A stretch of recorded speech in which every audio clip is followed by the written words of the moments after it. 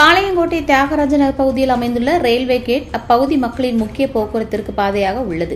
இந்த railway gate தினசரி சுமார் 13 முறை திறந்து மூடப்படுவதால் பள்ளி கல்லூரி மாணவர்கள் பணிக்கு செல்லும் பொதுமக்கள் கடும் சிரமத்தை அனுபவித்து வந்தனர். இந்த பிரச்சனையை தீர்க்கும் நோக்கத்தில் 2017ஆம் ஆண்டு பிப்ரவரி மாதத்தில் பாலம் கட்டும் பணி தொடங்கியது. 8 ஆண்டுகளாக கிடப்பில் இருந்த இந்த பணி 2023ஆம் ஆண்டு மீண்டும் தொடங்கி மும்முரமாக நடைபெற்று ரயில்வே மேம்பாலம் திறக்கப்பட்டது.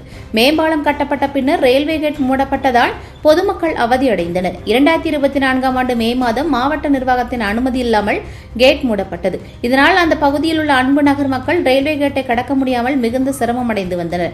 இதன் காரணமாக அன்பு நகர் பகுதி மக்கள் மகாராஜ் நகர் மற்றும் பாளையங்கோட்டை பேருந்து நிலையம் பகுதிகளுக்கு வந்து செல்ல ஏதுவாக ரயில்வே தண்டவாளத்தின் கீழே சுரங்கப்பாதை அமைக்க வேண்டும் என்று கோரிக்கை விடுத்தனர். இந்த நிலையில் நெல்லை மாவட்ட புதிய ஆட்சியராக பொறுப்பேற்றுள்ள ஆனந்த் மோகன் மாவட்டம் முழுவதும் பல்வேறு இடங்களுக்கு சென்று அதிரடி ஆய்வுகளை செய்து வரும் நிலையில் காலை தியாகராஜ நகர் பகுதியில் சுரங்கப்பாதை அமைப்பதற்கு இடத்தை தேர்வு செய்யும் பணியில் ஈடுபட்டார்.